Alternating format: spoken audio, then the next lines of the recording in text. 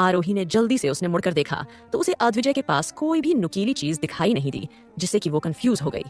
बिस्तर से उठ सकती हो, ये कहकर अद्विजय ने फिर से लैपटॉप पर कुछ टाइप किया। आरोही उठी और उसने अपनी आंखें शर्म से झुकते हुए अपने कपड़ों को शरीर से अलग किया। इससे पहले कि अद्विजय उसे देखता, आरोही ने अपने बालों को खोलकर अपने सीने को छुपा लिया। उसने अपने बालों को आगे किया तो उसकी चूड़ियों की खनखन से अद्विजय का ध्यान उस पर गया और उसने आरोही को देखा। अद्विजय अपनी चिन पर हाथ रखकर बोला, नहीं, तुम मेरी गर्लफ्रेंड के सामने कुछ भी नहीं हो, अब तुम कपड़े पहन सकती हो। आरोही ने मन ही मन अद्विजय को कर्स किया और अपने कपड़े पहने, मगर कपड़े अद्विजय के काटने की वजह से खराब हो गए थे, जिसकी वजह से आरोही काफी ज्यादा गुस्से में थी। अद्विजय बोला, तुम मेरे ड्रेसिंग रूम से एक शर्ट पहन सकती हो, मुझे बार बार अपनी बॉडी दिखाने की कोशिश मत करो, मुझे सच में तुम में कोई इंटरेस्ट नहीं आया। अद्विजय ने कहते हुए उंगली से अपने कपड़ों से भरे रूम की ओर इशारा किया। आरोही ने दरवाजा खोला तो उसकी आंखें हैरानी से फैल गईं। उसके सामने एक लंबा सा रूम था।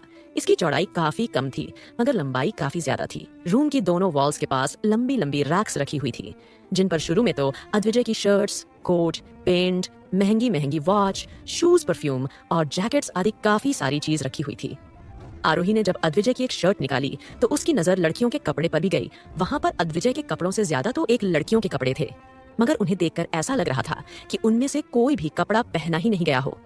हर ड्रेस किसी फेमस ब्रांड से थी। आरोही एक ब्लू शर्ट पहनकर वहां से बाहर आई। उसने सोचा कि शायद वो कपड़े अद्विजय की गर्लफ्रेंड के होंगे। जब वो कमरे में आई तो अद्विजय किसी से कॉल पर बात कर रहा था और उसकी आईज ब्राउज टेंशन की वजह से सुखड़ी हुई थी। उसने अपने लैपटॉप को बंद किया और लैपटॉप को बिस्तर पर रखकर वो कमरे से बाहर चला गया। आरोही ने अपने कपड़े और गहने उतारकर एक जगह रख दिए।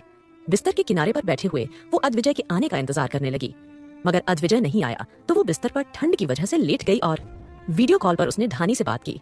धानी ने जब देखा कि आरोही किसी बड़े से कमरे में है तो उसने इस बारे में सवाल किया। आरोही ने बहाना बनाते हुए कहा, ये किसी होटल का रूम है जहाँ पर मुझे आज रात के लिए ठहरता है।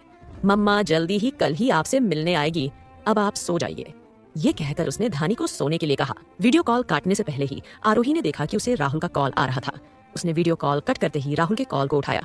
राहुल बोला, तुम कैसी हो? आरोही ने राहुल के सवाल का जवाब नहीं दिया। राहुल आगे बोला, क्या अद्विजय तुम्हारे साथ हम बिस्तर हुआ? आरोही बोली, अद्विजय रावत एसेक्सुअल है।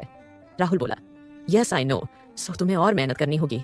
आरोही ने पूछा, और अगर 6 महीने के बीच में कंसीव नहीं कर पाई तो? राहुल बोला, डोंट वरी, ऐसा जरूर होगा, आखिर तुम्हें अपनी बेटी की जान जो बचानी है। राहुल, क्या तुम सच में एक इंसान भी नहीं हो? क्या तुम्हें ये डर नहीं लगता कि तुम्हें मेरी बदुआ बर्बाद कर देगी? आरोही ने कहा। राहुल बोला, वेल मुझे डर नहीं है, क्योंकि एक्स वाइफ एक काफी अच्छी और बेवकूफ इंसान है, वो किसी को भी बर्बाद नहीं करना चाहेगी। आरोही बोली, राहुल तुम बहुत बड़ी गलतफहमी में हो। जो इंसान किसी को शिद्दत से चाह सकता है ना, बेइंतहा नफरत भी वही कर सकता है। आरोही, मुझे तुम्हारे प्यार से फर्क नहीं पड़ा तो नफरत से भी कोई फर्क नहीं पड़ेगा। अपने हस्बैंड को सेड्यूस करो और अपनी बेटी का बचाओ। अगर तुम ऐसा नहीं कर पाती तो तुम्हें अपनी बेटी से हाथ धो बैठना पड़ेगा। So good bye ex wifey, मेरी गर्लफ्रेंड मुझे बुला रही है। ये कहकर राहुल ने कॉल कट कर दिया। कॉल कट करते ही राहुल ने फोन के वॉलपेपर को देखा, जहाँ पर आरोही का ही फोटो लगाया हुआ था। दिव्या बाथरूम से शावर लेकर बाहर निकली। उसने एक हॉट नाइट ड्रेस पहनी हुई थी। बिस्तर पर आकर उसने अपने नेल्स को राहुल के गाल पर रखा और उसकी दाढ़ी को सहलाने लगी। दिव्या को देख राहुल ने अपने फोन को टेबल पर रख दिया। दिव्या ने राहुल के ऊपर से ब्लैंकेट को हटाया और राहुल के ऊपर आकर बैठने लगी, मगर राहुल ने अपना हाथ देखकर उसे ऐसा करने से रोक दिया। रूही दिव्या बोली, राहुल बेबी, ये तुम्हें क्या हो गया है? क्या तुम आज रात वो सब नहीं करना चाहते? राहुल ने हवा दिया, नहीं मैं थक गया हूँ। दिव्या बोली, मगर बेबी हम दोनों को इंटीमेट हुए काफी टाइम हो गया है। राहुल ने उसे घूरते हुए देखा। 5 घंटे पहले हम इंटीमेट हुए थे क्या? ये तुम्हारे लिए काफी नहीं है? राहुल ने पूछा। दिव्या बोली, नो बेबी, लगता है मैं आज तुमसे सेटिस्फाइड नहीं हुई। राहुल बोला, सो अगर इतनी एनर्जी है तो तुम प्रोस्टिट्यूट क्यों नहीं बन जाती? राहुल की बात सुनकर दिव्या के चेहरे का रंग उतर गया और उसने गुस्से होकर बोला, what do you mean? Rahul, तुम मुझसे ऐसे कैसे बात कर सकते हो? मैं इतने सालों से तुम्हारे साथ हूँ और तुम उसके लिए मरते हो? राहुल बोला, हाँ मैं आज भी उसे ही पसंद करता हूँ। दिव्या सार्कास्टिकली बोली, उसे जिसकी वजह से तुम बैंकरप्ट हो गए?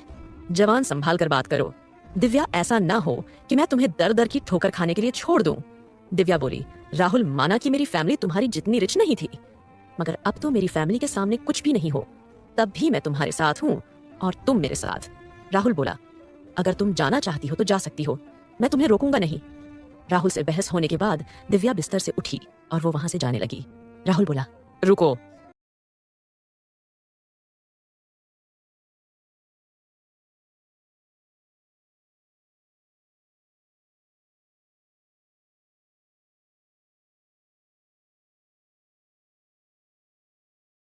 और अगर आपको ये कहानी अच्छी लगी तो हमारे चैनल को सब्सक्राइब करें और लाइक करना ना भूलें और वीडियो को पूरा जरूर देखें।